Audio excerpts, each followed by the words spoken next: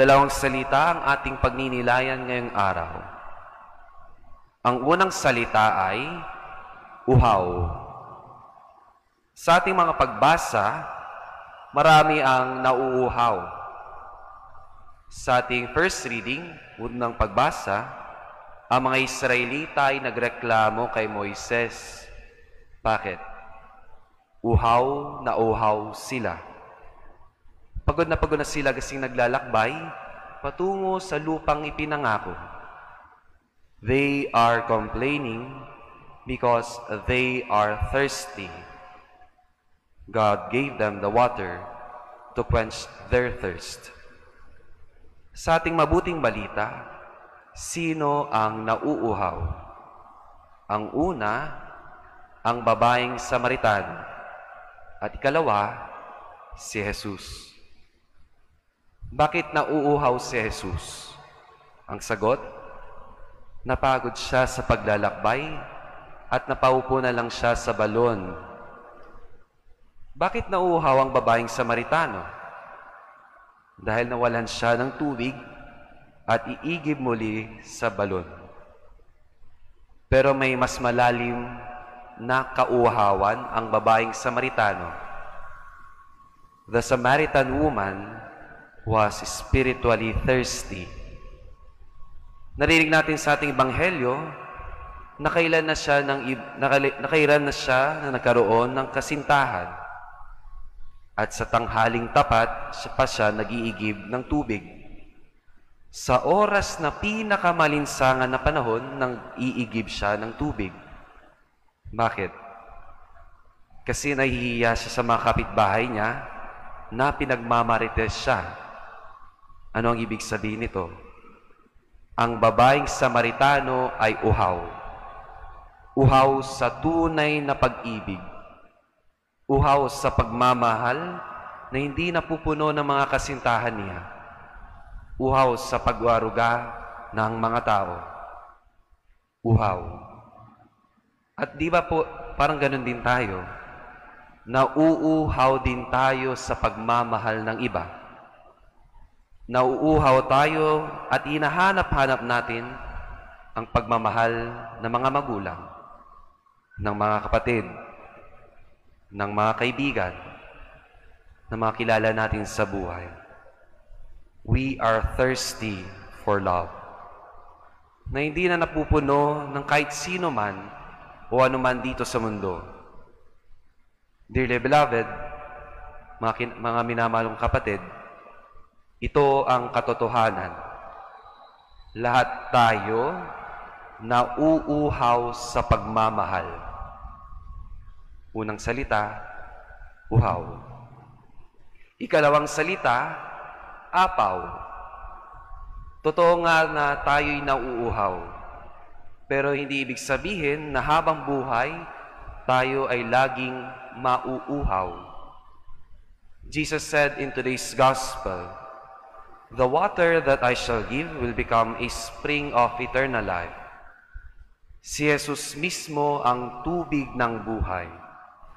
Si Jesus mismo ang makakapuno sa ating mga kauhawan. Tayo'y bibigyan ng kapunuan sa ating kauhawan at kagutuman. Siksik, liglig, at umaapaw. Ang Diyos hindi kuripot. Inilala niya ang buong sarili niya sa atin, buong umaapaw. Nakakatawang isipin na sa balon na may tubig na nagkasalubungan ang babaeng Samaritano at si Jesus. The Samaritan woman met Jesus in the well of Jacob. Ano ang ibig sabihin nito? Hindi man kaya nating lapitan ng Diyos, ang Diyos na mismo ang siyang kusang lalapit para sa atin. Lumalapit sa atin ng Diyos upang pawiin ang ating pagkauhaw. Uhaw na uhaw tayo sa napakaraming bagay, ngunit mapapawi ito sa pamamagitan ng Diyos. Pero pansinin niyo po, si Jesus, binanggit niya sa babaeng Samaritano, sa pinakakumpisa ng ating ebanghelyo, Jesus said, "Give me a drink."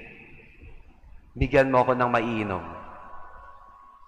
Pwede rin nating unawain na si Jesus ay nauuhaw sa pagmamahal din sa Kanya. Nauuhaw rin si Jesus sa atin sa pagmamahal. Iklaro ko lang po, ang Diyos naman di talaga nauuhaw. Pero ipinapaalala niya sa atin na siya lang ang makakapuno at makakaapaw ng pagmamahal na hinahanap natin. Nung nakabayubay si Jesus sa krus, iwinika niya sa isa sa mga 7 huling sinabi niya. Jesus said, "I thirst." Ako'y nauuhaw. Ano ba talagang kinauuhawan ng Diyos? Ang kinauuhawan ng Diyos ay ang pagmamahal na dapat na bibigay natin sa Kanya. Ang kinauuhawan ng Diyos, ng ating Panginoon, ay ang ating pananampalataya at pagmamahal sa Kanya. Tayo lamang ang makakapawi sa malawak na pagkauhaw ng Diyos. Kung paanong pinapahawi ng Diyos ang ating pagkauhaw, kailangan rin nating pawiin ang pagkauhaw ng Diyos sa atin. Makiisa tayo sa pagkauhaw ng Panginoon. Jesus had given His life trying to bring to people to Himself the living water.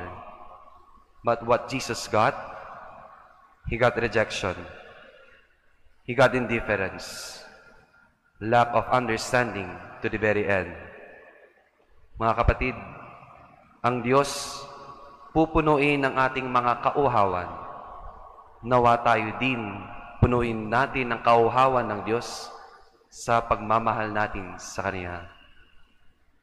2 salita, uhaw at apaw. Now in silence we pray. Almighty God, fill our emptiness and thirst in life. May we also love you in return, now and forever.